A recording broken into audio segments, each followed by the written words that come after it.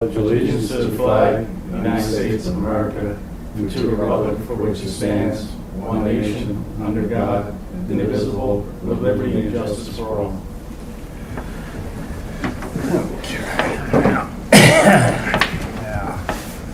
Now we have to approve the minutes for Circulate last the minutes meeting. from last month. So, I make a motion to approve the minutes. Second.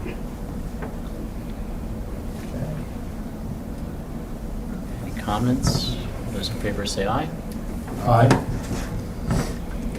Report on the status of entry level. Well, it's related to what the new business and what Jeff wanted to talk about tonight, is that there have been changes in the law about background investigations. I don't think they're a whole lot different than Plymouth always did, except there's more records to look at now, because effective after our last test, but will be effective for this test, the state changed the law with respect to background investigations, meaning that they actually require you to do them, which is interesting. But they also created a records repository with MOPEC, the state police, to maintain the records of basically any discipline that happened that resulted in a separation for a police officer. So if a police officer works somewhere else and has a discipline record or has a particularly a separation, the records have to be sent to Harrisburg. Those records themselves are private, but if you hire any officer that has any dings on his record, so to speak, you've got to file a public notice about why you hired him or her. So it's real interesting. So I think there's a lot more going on. And also in the past, I think what that was designed to eliminate is that very often officers are allowed to resign. Right. And even with that, there's a requirement now that that record can be made confidential, but the officer must disclose to the new place where he's looking for a job that there is a confidential agreement there. And the former employer has to announce the same thing, which probably works pretty much against the confidentiality agreement on it. But so it's kind of what we wanted to discuss, getting into the records on it. I sent you the statute so that you have some idea. Right. There's a list of what they call the, I guess someone's calling them the mortal sins, and we're not going to wrote that a list of anything that a police officer had done, such as abuse, sexual harassment, dishonesty. I have a list there if you want. Okay, that's It's this box right here. yeah, all right. So they also printed a lot of new forms too.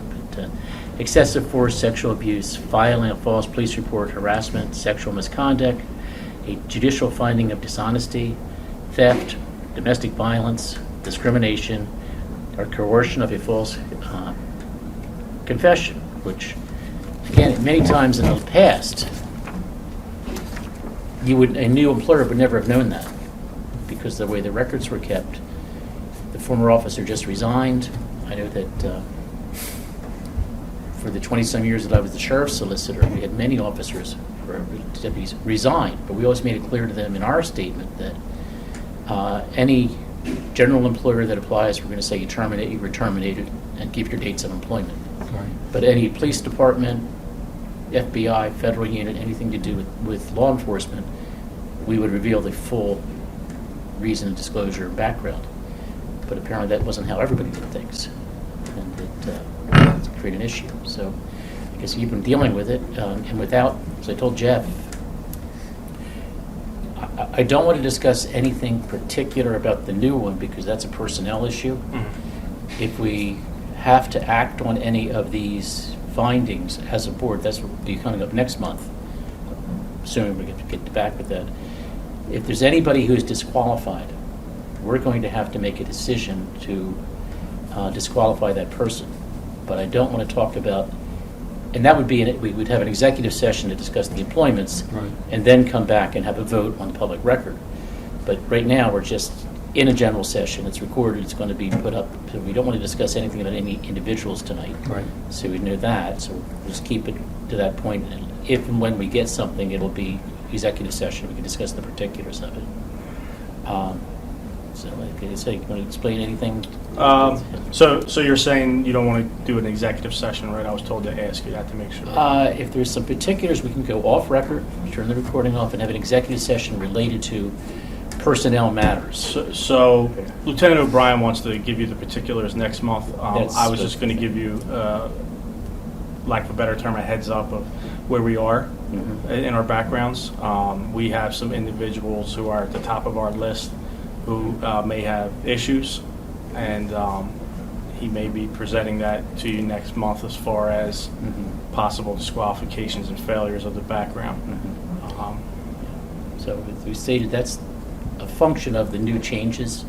Not that, again, I've been doing this for 25 years with Plymouth in civil service, one way or the other, either as township solicitor or civil service solicitor, and I've never found them to be weak on background investigations. They would always go back to the other departments, find out what was going on. One of the things that was done is that he would always see, I know that the investigation for the top officers who were likely to be hired was very much more intense than for the officer, the candidate at the bottom who was not likely to get hired. But there would be an investigation done in detail if it ever came to the point of being hired someone. But here you're finding out a lot of information now, and it's something that we got to be aware of. So right now, we did the test and we have a list, and so you're in the process of doing the background. Correct. Okay. It's interesting because we have the background investigation is part of our civil service review. Not that we do we give that to the police department to do, and they do the background investigation and come back to us with a recommendation that if this officer, the general standard is the simple one is conduct unbecoming, which covers anything, anything that would bring dishonor or disdain upon the department or the officer could be conduct unbecoming. No, so could a lot of other things, but it's generally that's what we come down to. We deal with. Now there's very specific rules about not only do we have to make a decision, he can't be hired for certain issues because of what's in the background. Yeah.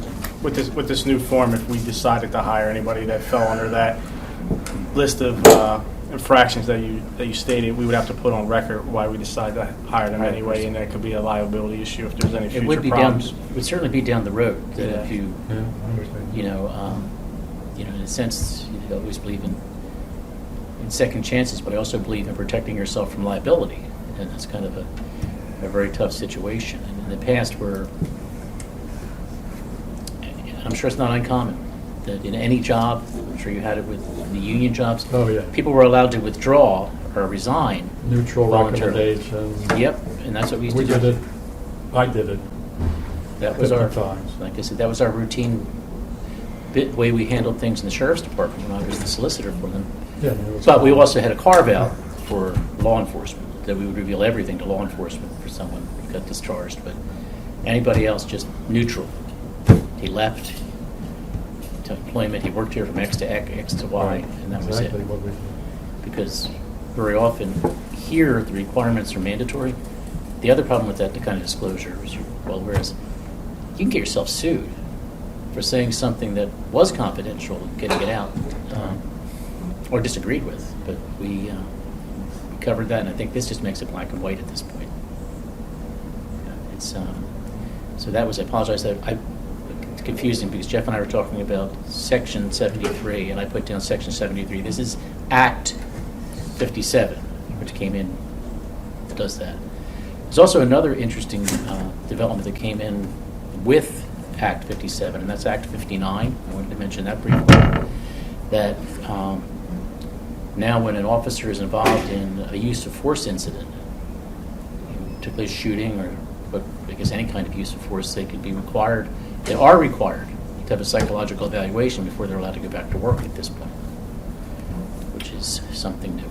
Yeah, it's any type of deadly force situation, which obviously we had this year. Yes. And we had to send the officers to get checked by and certified from the psychiatrist that they were able to come back to work. Or in the old days, it was just desk duty, right? Yeah, and Not too long ago, it was And this. desk duty, yeah, right? and ask them, "Are you okay?" They'd say, "I'm okay." Yeah. Do a couple of weeks and go back out, right? Yeah. Yeah, so Yeah. I think that there were a lot of laws passed that were defunding the police and Right. that issue. I think these two are actually kind of positive ones. I think they sound like things that really would No, I- help. It's, I agree. well, there's actually the MOPEC actually has a course you can take online if you really have a lot more interest in finding out details for that. But it's helpful. But I think what we need to know is just the section now, but why it's taking longer. The backgrounds are a little more. There's just more information available, I think, than was previously. And other everything takes departments. longer now, right? Everything takes longer. The database only became up and running last July, so I don't know how good it's been responsive to you, but I suspect it's been. What happened is a lot of departments, not every department, but a lot of departments before would give you that neutral answer. A lot of them now are open to you, and that's kind of what delayed the backgrounds, where we did get a lot more information, not so much through MOPEC, but the departments actually gave it to us. The majority of the people on this list are Philadelphia police officers, and Philadelphia basically gave us everything about their career. So there was a lot to sift through. We're still sifting through some of it, which is why we didn't want to go into particulars tonight. But there was a lot of information we garnered. Yeah. So, but as I said, but the other thing about not just us voting on it to determine whether someone should or should not be removed from the eligibility list is there's also, from our end, an appeal process. There's an appeal process within Act 57 for an officer to be able to challenge a finding that's in that report, or to, if they can't agree to make the changes, he's allowed to put in, or she is allowed to put in a statement, a counter statement of what was there, which could be reviewed by you. But for us, the big deal is that they also have a right to appeal To us. To us. So we have 10 days. What we would do is we'll make our decision. The officer or the candidate has 10 days to file an appeal, and then we hold a full-blown hearing, which With for court entry, reporters and everything. it'll be the township solicitor would have to come in to represent the police department, because I'd be representing the Oh, board right. and being the guidance to the board. I can't be doing both hats for that. And in all my years, well, I've done a lot of disciplinary hearings, which we won't be doing anymore probably because of the way the union contract reads. But we also did, I did one entry-level test where someone was denied in 25 years. So it's not something that was it's important, but it's not something you're going to do very much. I just did one. And it's a full-blown hearing. And then they have a right to appeal to the Court of Common Pleas on that, too. And nobody has tested this law to find out what it really means yet. You know, this is brand new. I doubt anybody's been turned down and filed an appeal, because at least I haven't heard of any yet, and that would be coming out. But it's something, that's why Jeff wanted you to know what was going on, and I wanted to be able to explain to you the importance of our next meeting, where we'll Which probably is when? certify a list. That's the. When is that? Yeah, hopefully it'll be. let's see.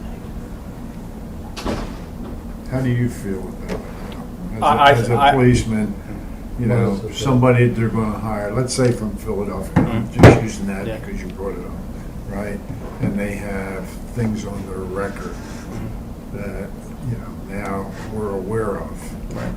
I mean, Yeah, I mean, that's the issue we're having. It's just like he said, I think that there was a lot of laws that were passed that weren't Yeah. police friendly, but I think these two acts actually are good things for police departments. Yeah, I do and too. I like I said earlier, I think if we take someone that we know they have a red mark on their disciplinary file per se, we're opening up ourselves for liability down the Right. future when they turn around and do something here as a Plymouth police officer. A defense attorney in a civil suit is going to say, well, you knew that they had this history, you took them, and then they did it again. And I think that's just going to open us up to a big lawsuit. So Yeah. it's really tying our hands I'm as far as all Whether we're for- gonna- I'm all for that. Yeah. As a retired police, Yeah. I'm all for that. Yeah. I agree with that. yeah, it's tying our hands as far as what we can overlook and not overlook. I mean, some of the things like, you know, the stupid things like when I became a Lower Merion policeman in '68, they had a height requirement Yeah. that was 5'8", right? They didn't really want to hire women because, like, somebody my size, or your Yeah. size, and you get a woman hiree that's like 5'6", what's she going to do if she has to confront somebody like me? She's going to take out the gun. Right. And they didn't want to hire him, and then they ruled all that unconstitutional, Yep. you know? All right, well, we can go without Jeff here, where we'll skip over the good of the department. We have no public comment because no one's here. So we can have a motion to adjourn. Make a motion that we adjourn. Okay. Second.